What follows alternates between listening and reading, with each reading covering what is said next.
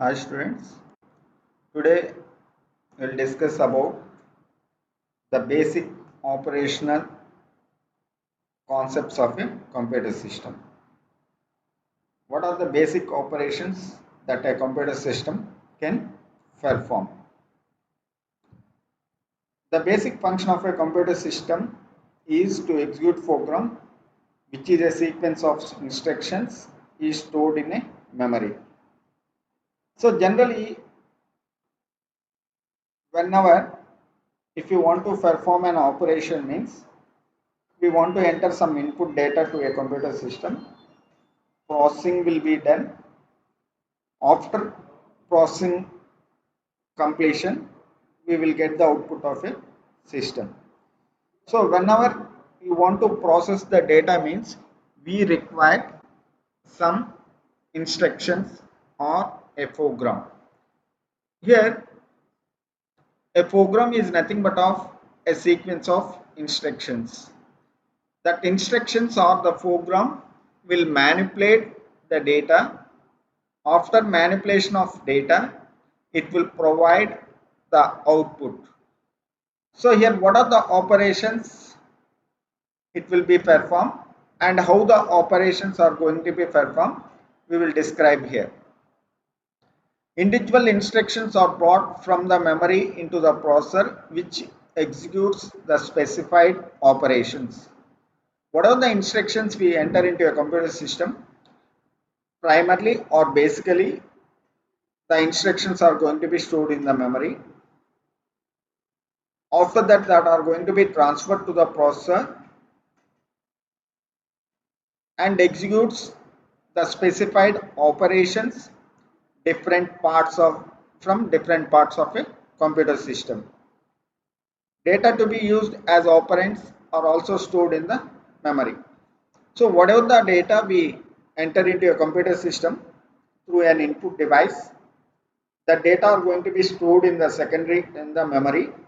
The data is called as a operand and we will apply an operators or some day operations on that one and we will manipulate the data. So after performing that particular part or that operation, we say that the processing has been completed. Once the processing has been completed, the data will send back to the memory again. So that means once we will enter the data will be entered into a computer into a memory. So after entering the data and storing the data into the memory, the data will be transferred to the processor. After completion of the processing, again the data will get back to the memory. Once the data has been get back to the memory, so again the output, the data will be sent to an output device. Here they will show a diagram how the operations are going to be performed and what are different parts will be there in the processor. So this is the diagram. So this is a connections between the processor and memory. So this whole part will be treated as a processor and this is the memory. So whenever you go for this one, see some of the names.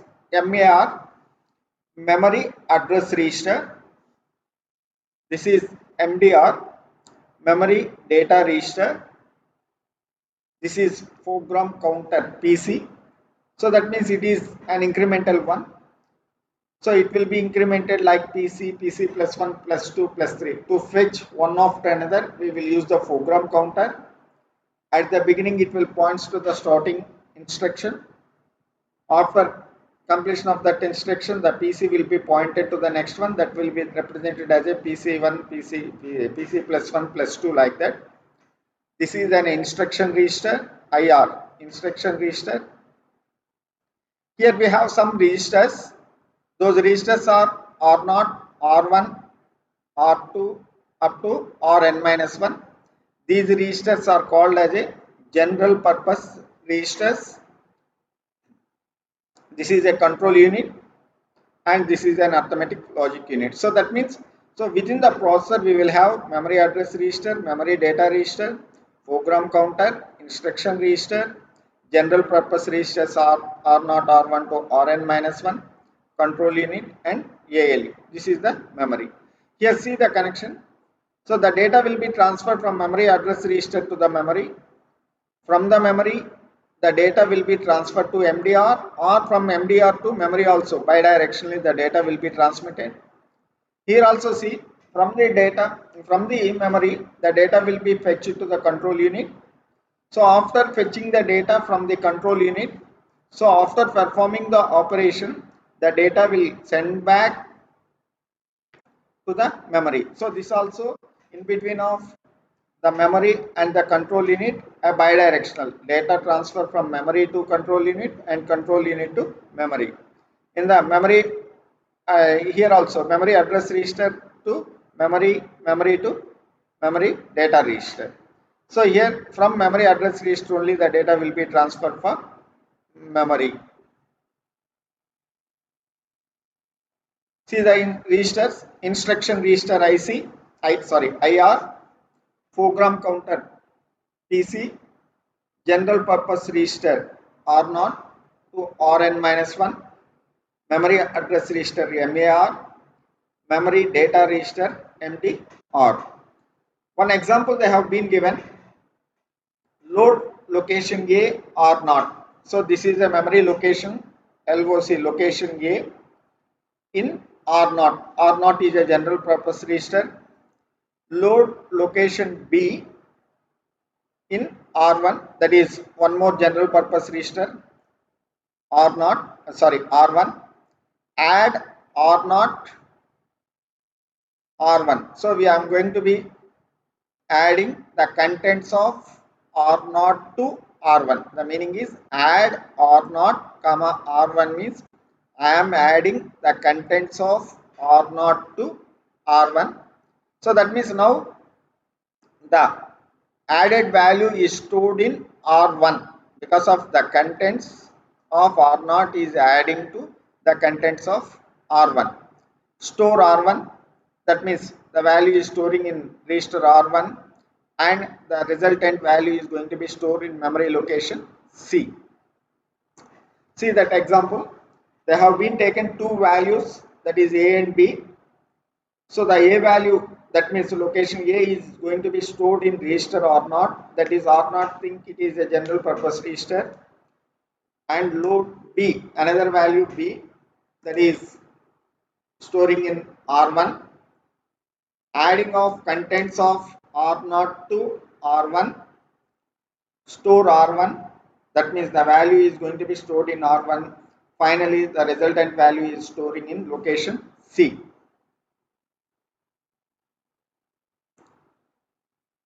So what are the typical operating steps in the operational concept is program reside in the memory through input unit.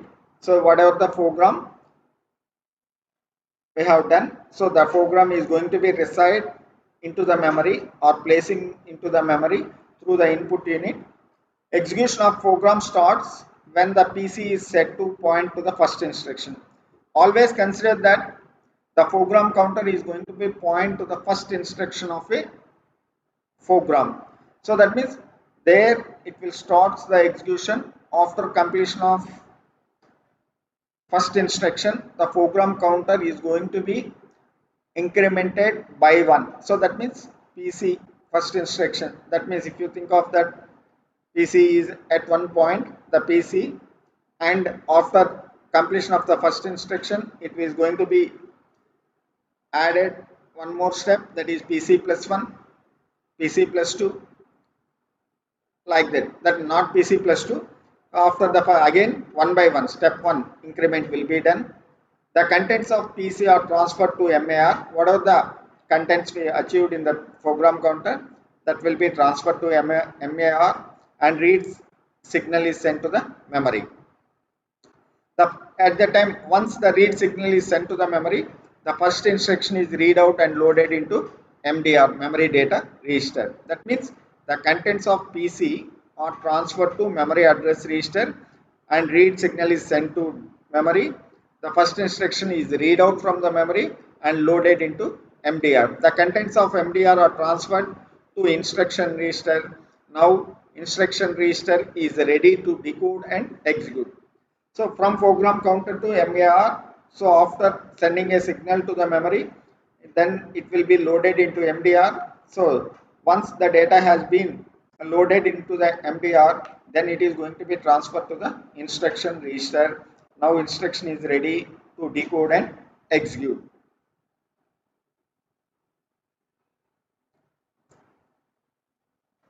See the operation, get operands for ALU, that is general purpose register, from memory address to MAR, read MDR, MDR to ALU. Perform operation ALU, store back the result to general purpose register to memory address to MAR, result to MDR. During the execution, the program counter is incremented and it will points to the next instruction. So that means whatever we have discussed previous slide, that briefly they have given here. That is one topic. Next, a bus structure. So this is one of the important question, bus structure. So whenever we want to connect two components of a system, generally if you use electrical like that, we will use a wires. In the terminology of a computer system, just we will use a bus cable. So that means a bus is nothing but of a group of lines that is used to connect the components of a computer system is called a bus. So that means whenever you observe this bus cable, the bus cable will be a wire like a belt. It will consist of grid of lines. So through those lines we will transfer a bit of information. So in general we will call it as a general terminology as a wire, but in the computer system it will be called as a bus cable. The simplest way of interconnecting various parts of a computer system is single bus. The easiest way to connect different parts of a computer system is using of a single bus system. This is a single bus system. This is called as a bus cable.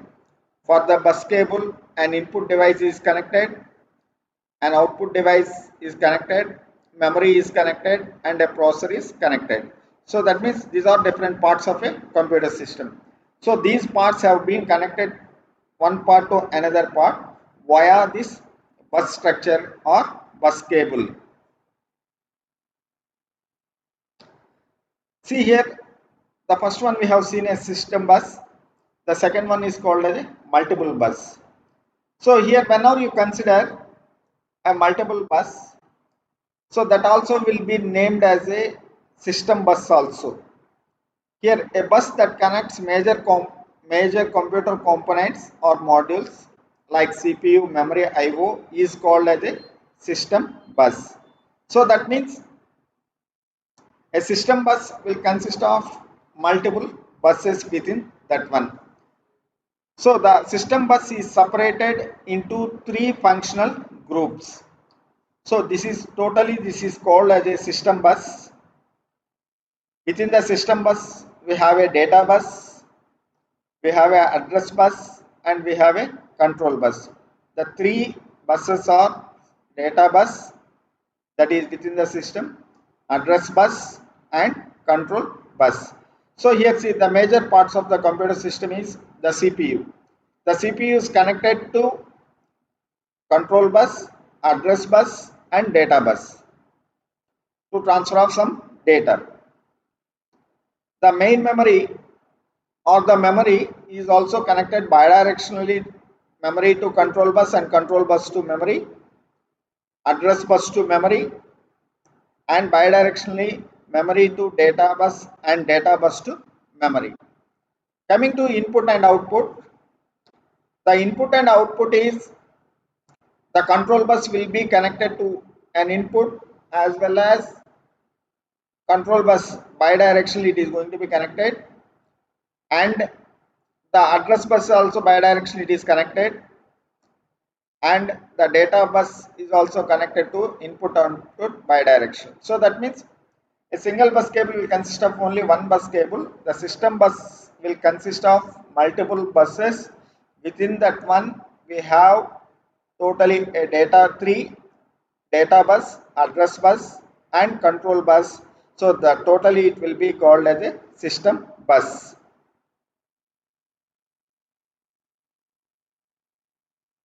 Here briefly they have been given. The bus can be used for only one transfer at a time.